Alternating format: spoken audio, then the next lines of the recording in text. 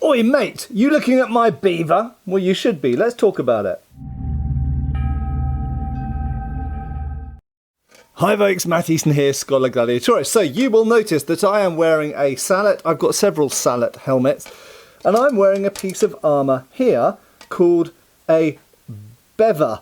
Okay, not a beaver. However, a lot of reenactors call it a beaver. And who am I to say that in the 15th century some people didn't in fact call this a beaver? But we're going to talk about what it should be called and why it's called that, and what it's for. Right, I've taken it off so that I can speak more easily, because obviously it covers the mouth, which makes recording videos somewhat difficult. That's why you normally see me with a helmet on, but not with a beaver or BEVOR. We'll come to that in a second. We're going to talk about French here, okay?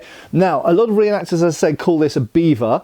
It should really be called a BEVOR, I think, by standard pronunciation. However, originally it was probably in England called a BAVOIR, and this became BEVOIR and then BEVOR. Not beaver. It's not a small furry animal. So this is very obviously a part of armour which protects the lower half of the face when you wear this particular style of helmet known as a sallet. Now, these two don't go together very well, incidentally, so they're made to go with different helmets, but for the purposes of this video this works. So you'll notice that when I pull this visor down, the lower half of my face is exposed, okay, which is fine so long as you wear your BEVOR. Okay, now a lot of people actually neglected to wear these BEVORs, and so actually when we're looking at, for example, the Wars of the Roses, we find a lot of accounts of people being wounded in the mouth and the neck, probably because they're like, oh, I'm going to leave my BEVOR off, I can't be bothered to wear my BEVOR. And we do exactly the same thing when we're doing reenactment, or even when we're just training techniques and we're not actually, you know, thrusting each other in the face and stuff like this. We will often just leave the BEVOR off. There are some problems with the BEVOR. Obviously it protects your face, that's great, that's the good side of it, and that's pretty obvious, don't need to say much about that. But the downside of it is that it restricts how people can hear you. It can restrict your breathing, I'll talk about that in a second. And it just generally gets in the way. You'll notice later ones, this is a sort of later 15th century type. It has a dropping section here. And in fact, some later beavers actually have a series of raising bits like that actually come all the way up the face, and then you can do away with the need for a visor. Whereas in this case, the visor comes down. There we go, that wasn't intentional. The visor comes down, the beaver goes up, and they meet in the middle. And the beaver, the BEVOR, I'm calling it a beaver now.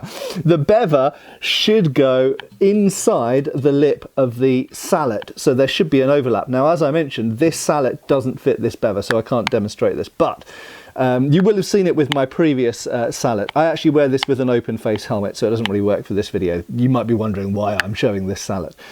But so the visor comes down over the front like that, kind of like a mouth, so the top jaw comes down over the lower jaw and closes it. But the beauty of a sallet is that even when you've got a fixed visor, or even without lifting the visor, you can tilt the thing back on your head like that and look underneath. And in fact, some sallets actually don't have a raising visor. You just tilt the thing back on the head, and that means you can have a little gap here. Now, what's interesting also is with my open face helmet, I can actually bring my brim down if I need to. If like things start flying in my direction, I can actually bring the top brow ridge of my helmet down to almost close that gap. So they're quite versatile bits of armour. I mentioned breathing. So because it's in front of your mouth, it does to some extent can inhibit your breathing. However, you'll notice mine doesn't have padding on the inside, and that's because I prefer it like that. Now, if I was being smashed in the face very hard on a regular basis with this, I would probably put padding in there. However, one of the beauties of not having padding in there is it doesn't restrict your breathing so much. Now, we're going to talk about the etymology. That means the word. So BEVOR, or beaver as some people say, BEVOR comes from BAVOIR. Now, in modern French, if you look up BAVOIR, it means a baby's bib. So that means, you know, a piece of cloth that you tie around their neck. I'm sure you all know what a bib is. So when they dribble or food comes out their mouth, it goes down on the bib instead of going onto their clothes and staining them. Those of us with children are very familiar with these things. Now, What's interesting is the actual origin of the word seems to come from old sort of medieval French for the word for spittle or drool or dribble. Okay, so you might think, well, that makes sense because this is a thing. It's a bit like a bib. It's kind of, goes around your neck. It catches things that come out of your mouth potentially, and that's true. But here's a funny thing about these. They're, in a way, a kind of evolution of the gorget or throat protector. Also related to the wrapper, for those of you who know what it is, which is something that goes around the front of a great helm and later an armet to provide a junction of protection between the helmet and the chest, particularly for jousting, but just generally for mounted combat. So they are related things. So this is something where we had a neck defence down here and it grew upwards to suit the sallet style of helmet, which only comes halfway down the face. But one of the quirks of these is not that they make you dribble, but because this is made of metal and the breath coming out of your mouth is warm, hot, especially if you're exerting yourself, it condensates on here. Now what's funny is I've barely had this in front of my face at all, but we've already got a little bit of condensation just from me having that hair there and speaking. So if you put a piece of cold metal in front of your face and then speak or breathe, especially if you're panting and working hard and fighting, you get a lot of build-up of liquid on here. And what happens, if you've got padding, it soaks it up somewhat, but it gets to a saturation point. And if you don't have padding, then there's nothing to soak it up. What happens is it runs down and it comes out the bottom.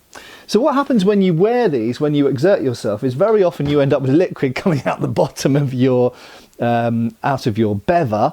So it looks like you're dribbling out of the bottom of it. And I will even show you the evidence of this on my own breastplate here. So on my lovely, once very shiny breastplate, you will see there a streak of rust that goes all the way down to the waist down there. So that is literally from running underneath my BEVOR and running down my breastplate. So literally, it's not that they make you dribble, it looks like you're dribbling. So the word to dribble, later on applied to the word for a bib, gives us the word bavoir, and then bevoir probably is the middle, and then BEVOR.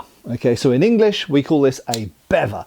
Very important piece of armour that people often didn't bother wearing because they couldn't be bothered, and they took an arrow to the mouth as a result. So there we go. So those of you who have wondered, why do I wear a helmet which only protects half my face? And I've got a few different sallets and have had a few different sallets.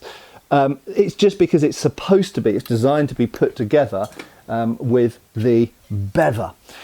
And a final detail before I finish up, as I say, this was also probably related to the wrapper that was worn with the armet, another type of helmet we might look at in another video. But moreover, these were also worn with other types of helmet. One of those being the kettle hat, kettle helmet, or chapeau de feu, and early forms of Cascan sort of proto-morion. So these were worn with helmets that just covered the top part of your head. These were also worn with those. They weren't only worn with sallets. And moreover, recently, I saw an example in art of a jousting helmet coming off someone, or a frog-mouthed helmet coming off during a joust because it had been struck. And weirdly, the person was wearing a BEVOR underneath. But anyway, maybe I'll look more into that in a future video when we look at jousting helmets and how they were worn, because that will also be something that's coming up on the channel soon. Right, anyway, so there we go, the BEVOR. An unsung hero, doesn't get much attention, isn't very glamorous, gets very dribbly, sweaty, is not very comfortable to wear, but it does an important job. Thanks a lot for watching. I have been Matt Easton, and I will of course continue to be. Cheers, folks.